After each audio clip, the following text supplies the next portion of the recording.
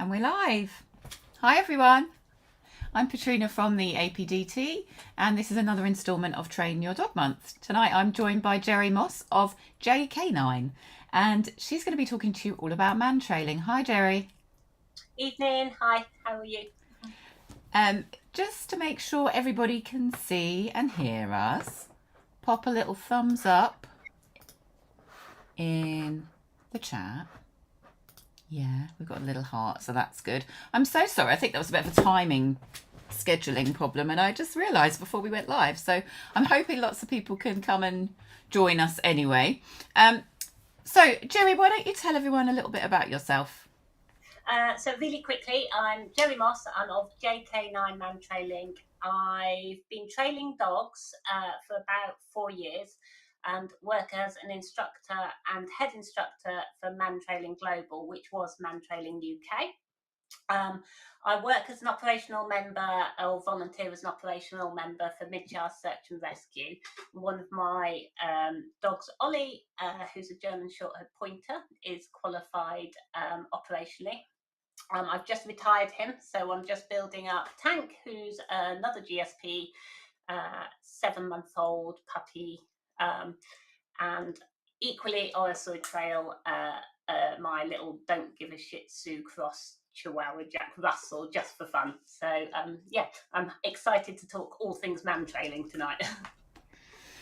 Excellent. Well, as always, if you've got any questions for Gerry about mantrailing or probably other dog things as well, feel free to ask your questions, pop your comments in the chat, anything you like or that has intrigued you or you want to ask a little bit more about, because we'll have time for Q&A at the end. So I'm going to hand over to you, Gerry, for your presentation, if that's all right. I'll just correct the screen. Give me 2 seconds. Share that.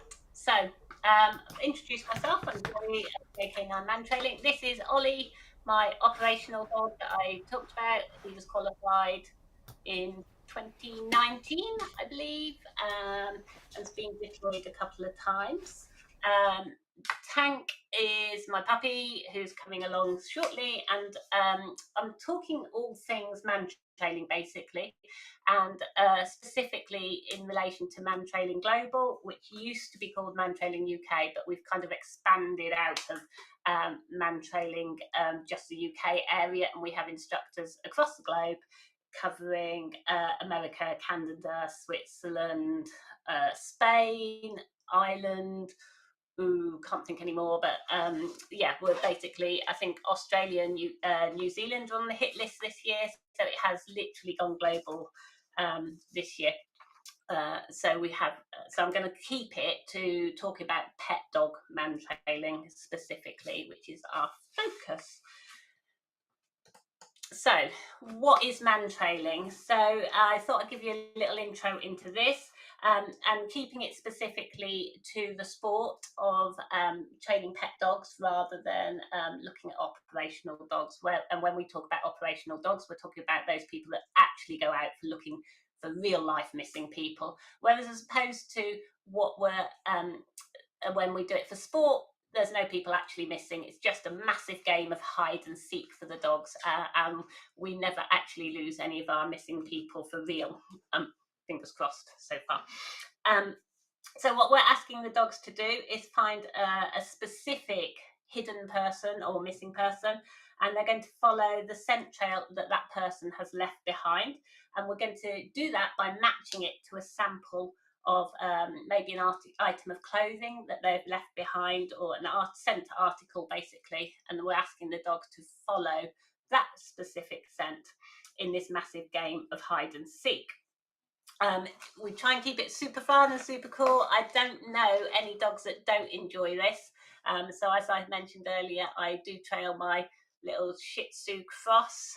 She enjoys it, and you know, I've yet to come across a dog that doesn't enjoy it, because I think it's quite taps into the natural behaviours of a lot of dogs. It's all done on lead, and it's all done at walking pace. So, and there is a little bit of a difference between tracking and our trailing dogs. So we're talking about trailing during this presentation. Tracking dogs are when looking at ground disturbance and following footprint to footprint. So the scent that's dropped onto that footprint, the very specific, and the ground disturbance. Whereas when we talk about trailing, our man-trailing dogs are looking at any useful scent source that comes off a person. So all these skin rafts that we're dropping off and are dropping off us at thousands, millions per second, they're wafting around the environment. So our dogs in trailing will be following those drifted skin rafts that are containing bacteria and following that, which does mean with our trailing dogs, they might not be following the scent that's following the trail directly as someone's walked, because where the strongest scent from that person has dropped off might be a little bit away from where they've actually walked. And they like to stick to like moisture rich environments and things like that, which means sometimes our trailing dogs can be quite a distance away from where the person actually walked, whereas our tracking dogs would be going from footstep to footstep, so a lot more accurate. I hope that's kind of clear for everybody. When we think about who man-trailing is for, I really got the man-trailing bug when I started in, I think it was 2018, 2019, when I started man-trailing, because it's such an inclusive sport and it really is really open to anyone, anybody and any breed. What I really like about it is that we're able to accommodate dogs that sometimes might not be able to participate in group classes, for example. We were able to accommodate more nervous dogs or dog reactive. We can even cope with human reactive dogs. Also, those that we have quite a large number of dogs that have retired from dog sports, that like other higher impact dog sports like agility or canicross or something like that, where the dogs are mentally still looking for something to engage them and need that stimulus. They're quite busy, active dogs, but they're physically, they can't manage it quite the same. Personally, I've trailed with blind dogs and deaf dogs. With our blind dogs, obviously, we have to be a little bit more careful about our environment and how we set the trails up for the dogs. And as you can see in this picture, we've even had dogs trailing on wheels.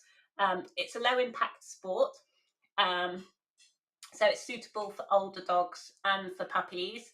I think the youngest dogs I've had trailing is about 5 weeks, so they are able to do it at any age.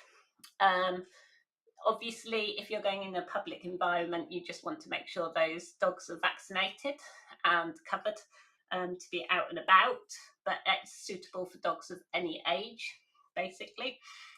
If you can walk your dog in a harness, then it's suitable for that dog. So there are the odd little group of dogs that there might be an injury or something that prohibits them from being in harness, and for those dogs obviously it's not going to be suitable because the health and welfare of the dogs is more important. But as I said, we can work with reactive dogs. We only ever work one dog at a time, and we have a variety of venues where we work, so we're always moving about. In terms of reactive dogs, I normally suggest that people join our sessions with the quieter areas where I've got a private venue, and then depending on how the dog's coping, I might move them into busier environments as they kind of learn the game, become engaged, and their confidence grows. We can also cope with dogs with poor recall or no training, because basically it's all on lead. There's only one dog out at a time. There's limited distractions when we start them up, and we can build on them being able to cope with greater distractions. The only thing I would say is if you have a dog with any issues, it's not a problem for us to cope with that dog, but we do ask that you tell us about that and be open and honest, because we can accommodate them, but it's really difficult if we don't know what the issues are. So just let us know. so that we can set your dog up to be successful, not put it in a situation that it's going to be uncomfortable or find too difficult. We want your dog to be successful. We want your dog to enjoy the game of Mantrailing. So just be honest and open with any of the instructors you speak to. I've got a variety of customers as well. So when we talk about the different types of dogs that we can accommodate, we can accommodate a variety of customers as well. I've got one of my customers is a wheelchair user, and she's able to trail her dogs as well. So we are really, really open to anyone and everyone, really. And what I really love about Mantrailing Global is the real community spirit we've got about us, and we're really welcoming. I think maybe the fact that we're working one dog at a time, and we've always got kind of like a little hub area where everyone's able to hang out a little bit whilst other dogs are working. It creates a real nice atmosphere. People aren't worried about their dogs whilst they're being sociable, and we're just kind of able to accommodate everyone's needs in a really nice way without stressing people out individually. The only warning I would give about Mantrailing is that it's hugely addictive. So you might just say, I'm just going to dip my toe in, do an intro, find out what it's all about. And the majority of the people, once they've done their intro, you're sucked in. And, you know, particularly if you're that kind of person that loves the outdoors and loves doing things with your dog, and you can just see how well your dog takes to it, it's highly addictive, is my only warning against Mantrailing, basically. So that is the big downside. So when we think about equipment that we might use for Mantrailing, it's really nice and easy to get into Mantrailing because there is limited equipment, really, really small amount, and it doesn't have to cost a lot, which is always nice. We move from different venues and locations, so we're always in different areas. And the main equipment you're going to need is a harness for your dog. It's got to be a suitable harness for the dog to pull it into. So there are specific Mantrailing harnesses, but also a lot of the canicross harnesses are suitable for Mantrailing. I would also say short term, so long as the dog is not going to injure itself, if you're just doing your intro and you have a harness that fits your dog well, before you know you love the sport, just use a suitable harness. Obviously, no pull harnesses are not suitable, but there are plenty of harnesses that will get you through the intro period before you want to commit a little bit more money to a specific Mantrailing harness. But again, even a specific Mantrailing harness, you're probably talking anything from, I don't know, 25 to 120 pounds maybe. So as a dog sport, I wouldn't say it's massively expensive. Long line, so we need a long line to teach the dogs. Variety of options available. Rubberized, biothane, leather are all good choices. I'd avoid the nylon and the cotton leads personally, because they pick up too much debris and they can burn your hands a little bit easily and slip through your hands. So kind of focus on the rubberized, biothane and leather. But an instructor would be able to advise you what's best, and it's also a bit down to personal taste on that. We always recommend around a 10-meter lead, and that's kind of the maximum we use. So a lot of people might have a long lead that they can use at home, and most instructors will have spare long leads. So again, not inexpensive, and you can probably pick them up from anything between 15 to 25. Obviously, if you go for leather or original biothane, it's going to be a little bit more pricey, but it doesn't have to be expensive. In the picture here, we have a scent article. So when we're trailing, we always ask that as part of it, you will be happy to go and hide for other dogs. So as part of a group session, that obviously here we've got our dog handler with our dog, and someone else from the group has gone off to hide for this dog, and they've left behind a scent article here in a plastic bag. Looks like a buff on this occasion. So in the early days, we always suggest like a soft item of clothing, possibly upper part of the body, doesn't hugely matter, but like a buff or a hat or a glove, something like that's an ideal scent article. Don't go for your most expensive item, just in case the dogs see it as a little bit of a toy. They shouldn't, but in the early days when we're first teaching them, it can get picked up and slobbered a little bit, so don't go for your fanciest item. We want the articles in a Ziploc bag usually, or a little plastic bag, just so we can manage contamination and keep those articles as clean and fresh as we can, and just make it easier for us. The other thing you're going to need is a reward for your dog. So like any dog training, we want dogs to be super motivated, have the best time. So your reward might be food that the dog hugely loves. We'd normally suggest using food that they wouldn't get in any other training. Often that means like sloppy food.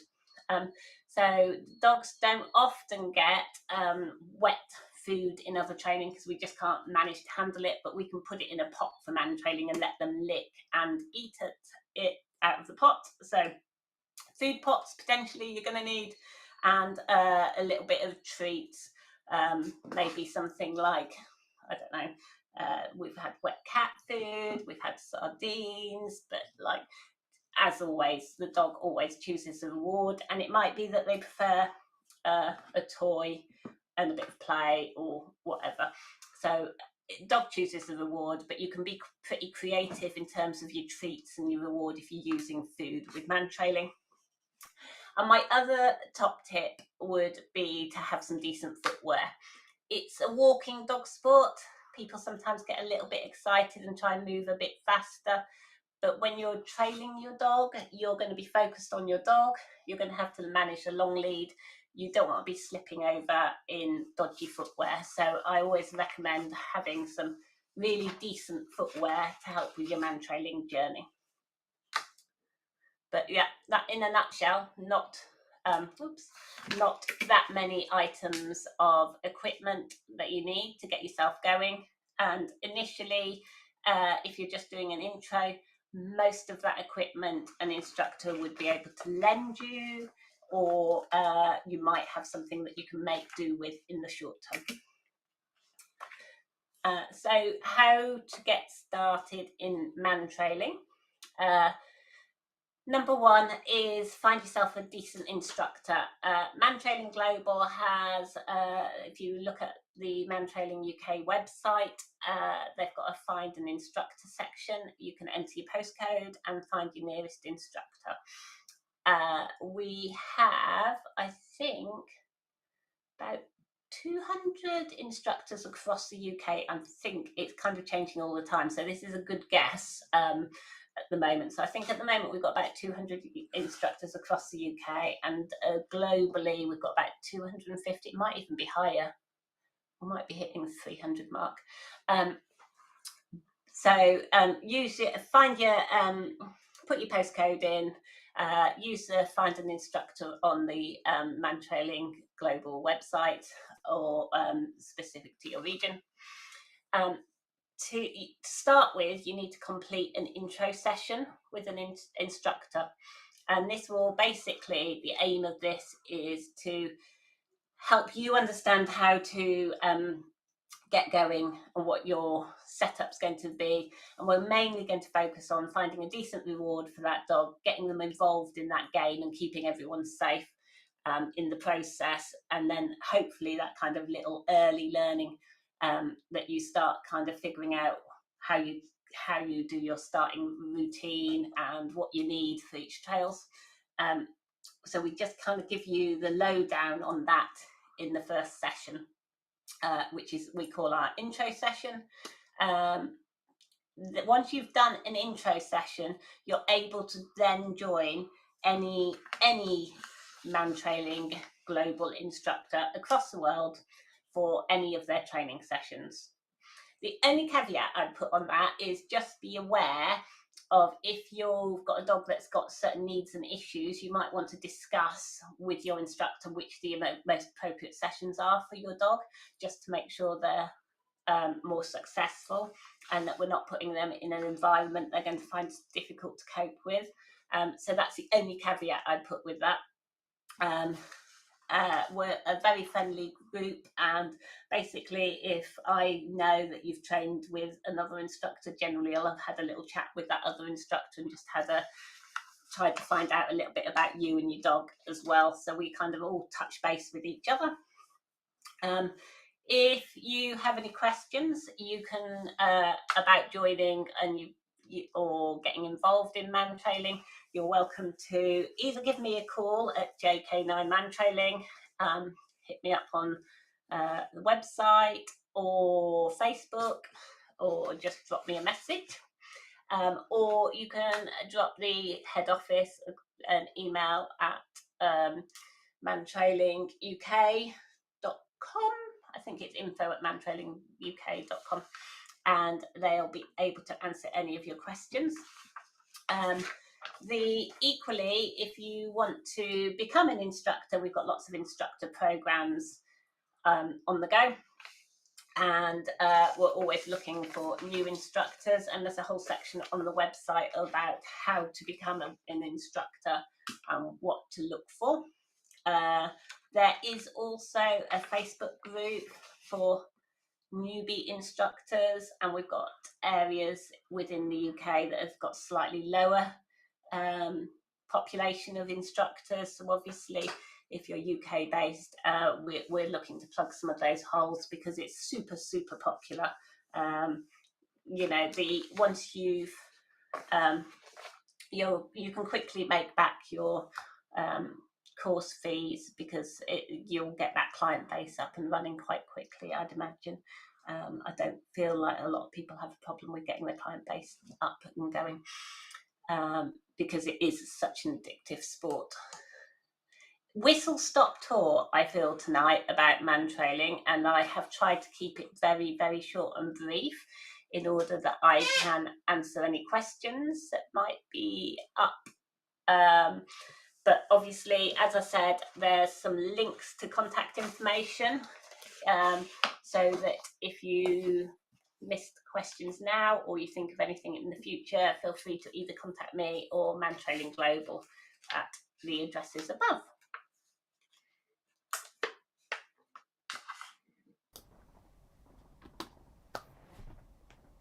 Thank you, Gerry. I guess you were done at that point, right? I'm there, Patrina. I am done. Yay! Well done. That was really good. Lots to sort of unpick and think about. You said there's 200 instructors in the UK, so that's quite a lot, isn't it? Yeah, we've got a really big base. I think it's over 200. I'm not really bang on the numbers, but obviously we've got another instructor course at the end of March, and I think there'll be another 20 or so, maybe 25 joining in March. So it's really growing, and the popularity is massive, because I mean my own sessions I can't put on enough, basically. So I know the demand is there within the public domain. So we do have a lot of instructors, but there's still space for a few more. Great. And I don't know if you touched on it in your presentation. Do you do all kinds of different locations? Is it better to do it somewhere rural or urban? Yeah, so basically, in terms of locations, it's not like your normal dog training classes. We don't meet at a dog training place usually. We're out and about. It might be that some people have private venues. Some of them might be in public locations. So there's a mixture. So again, if you've got more nervous or reactive dogs, speak to the instructor, because they'll have an idea of what venues would be better. We do use rural venues, so I use country parks, lots of woodlands, but equally we go into town as well. I would suggest usually to start off with, the rural venues are the best starting place to get your basics in place, because trailing in town is it's more there's different skills involved, and if you've got your basics as a handler in place, it makes it a lot easier to trail in town, and the demands on the dog are a little bit harder because we can't give them the free rein that we can in a rural location, because they've got to be on a shorter lead for safety. Great. And in terms of people wanting to train to be an instructor, do you have like prerequisites of what their level of dog training should be, or can a total beginner kind of come to you? So we basically, the prerequisites of joining as an instructor are you have to have completed 6 months of trailing. That's broken down to, we're kind of anticipating you coming once every other week. So it kind of works around 12 sessions as a minimum. So it's quite a, but I'm kind of thinking, like, if you're committing to a course, then and you're spending that money on a course, then you probably want to have a little bit of knowledge around what you're committing to. So I think that's a good standard of understanding before you kind of sign up fully. The you're required to kind of have those sessions signed off by an instructor as well, just to make sure the evidence is there, and it is done on an application basis. So you kind of need to put your case forward, but basically it's open to anyone on application. Okay, cool. Just a little comment from Rachel. If anyone's got any questions for Gerry, do put them in the chat. Thanks, Gerry. This is something I'd like to try with my girl. She is a 3.5-legged Vizsla who does wear a prosthetic leg for long lead walks, but can also go 3-legged, especially when off lead. I will have a look at your links to see what's in my area. Yeah, so we've got plenty of 3-legged ones. The only thing we've ever had is just making sure the harness is a good fit. So and that they can trail well. Sometimes some of the harnesses with the 3 straps on, so are good for the 3-legged dogs, but it depends which leg you've lost, I guess. Yeah. Oh, lovely. She'll probably enjoy that, Rachel. Give it a go. Okay, is there anything else you'd like to add, Gerry, before I tell everyone what we're doing tomorrow? No, I'm good, unless there's anything else that people. Obviously, if anyone has burning questions, whether they're watching it on the review or things come to them afterwards, then they are more than welcome to either message me or the Mantrailing UK office. Great. Okay. Well, thanks everyone for coming. And just to let you know, tomorrow night we've got Roxy Davies, APDT member, get my words out, and she's going to be talking to us about holidays with your dog. So think, how can I keep my dog safe when I take them on holiday? What training skills might I need to take my dog on holiday and it to be a nice time for everyone? That kind of thing. So we will be live at 6 tomorrow. Thanks everyone for watching. Bye for now.